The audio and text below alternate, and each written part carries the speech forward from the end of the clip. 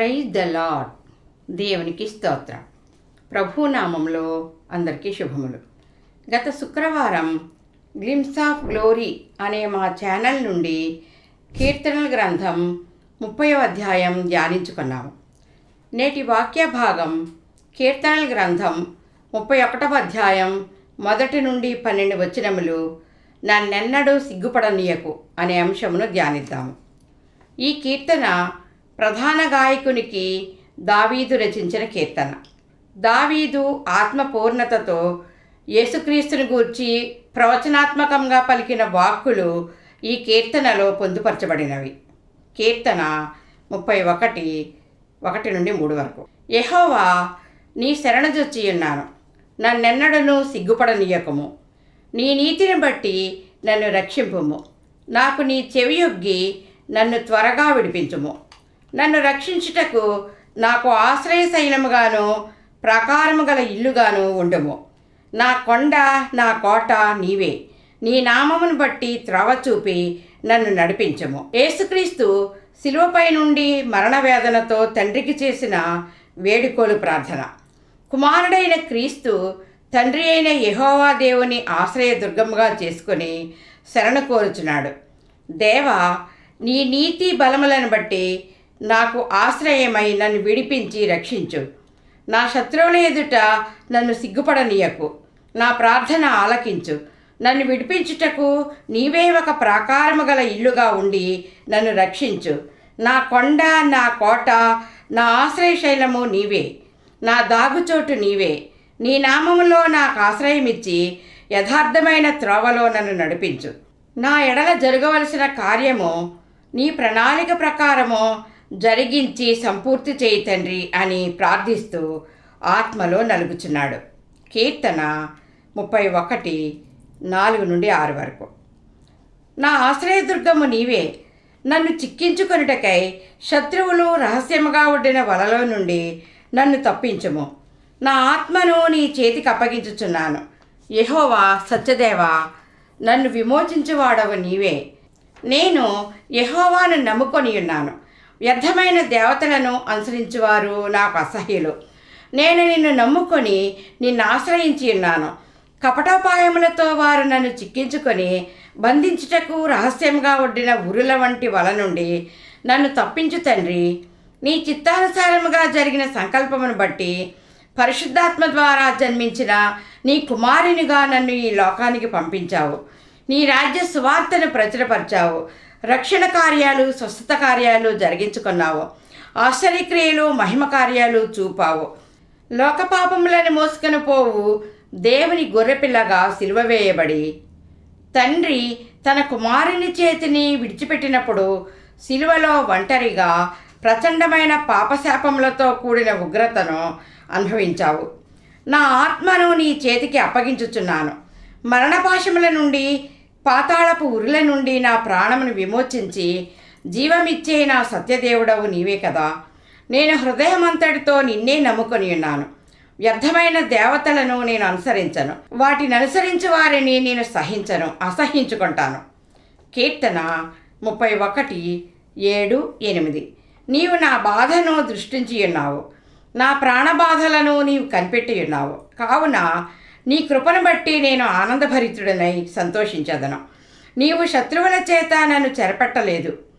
విశాల స్థలమున నా పాదములు నిలబెట్టితివి. దేవా, నన్ను నీ దృష్టి ఉంచుకున్నావు. నా బాధలు నీ కన్నులకు మరుగై ఉండలేదు. నన్ను నీ కన్నులతో చూస్తూ కృంగి నలిగిన స్థితిలో నా ప్రాణము పొందుతున్న బాధలన్నిటినీ నీవు కనిపెట్టి చూచుచున్నావు. నాపై చూపిన నీ కృపను బట్టి ఆనందభరితుడనై సంతోషించదను.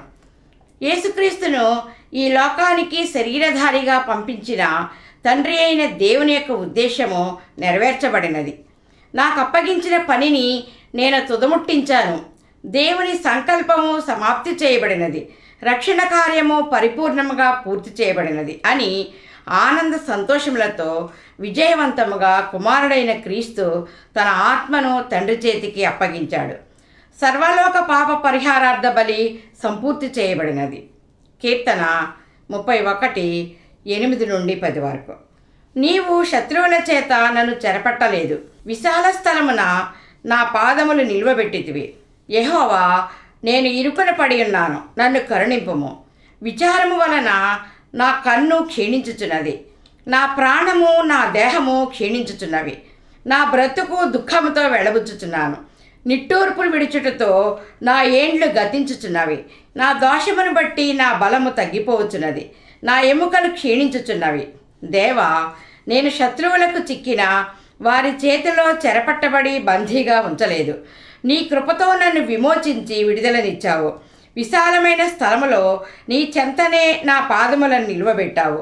నేను సిలువలో 3 మేకులతో దిగగొట్టబడినప్పుడు ఇరుకున పడి నా శరీరము విరిగి నలిగిన స్థితిలో రక్తము ధారలుగా కారి నిర్జలీకరణ చెందింది. దప్పికతో అలసిన శరీరములో త్రాణలేక విచారముతో నా కన్నులు క్షీణించుచున్నవి, నా ప్రాణము దేహము క్షీణించుచున్నవి. దేవుడు నాకు దయచేసిన ఆయుష్ బ్రతుకు దినములన్నీ దుఃఖముతోనూ నిట్టూర్పులు విడిచుటతోనూ గతించిపోచున్నవి. లోక పాపశాపములన్నీ నా మీద మోపబడినందున ఆ భారముతో నా బలము తగ్గిపోవచ్చున్నది. యేసుక్రీస్తు యవ్వన శరీరము యొక్క బరువు సిలువలో 3 మేకులపై ఆపబడలేక క్రిందికి దిగజారి ఆయన ఎముకలన్నీ స్థానము తప్పి మండుచు ఆయన ప్రాణము క్షీణించుచున్నది.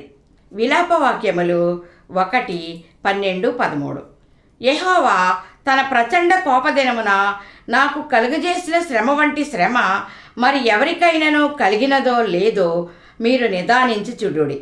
పరము నుండి ఆయన నా ఎముకల మీదికి అగ్ని ప్రయోగించి ఉన్నాడు, అది ఎడతెగక వాటిని కాల్చుచున్నది. కీర్తన 31:11-12. నా శత్రువులకందరికీ నేను నిందాస్పదుడనై ఉన్నాను, నా పొరుగువారికి విచారణ కారణముగా ఉన్నాను, నా నెలవరులకు భీకరుడనై ఉన్నాను.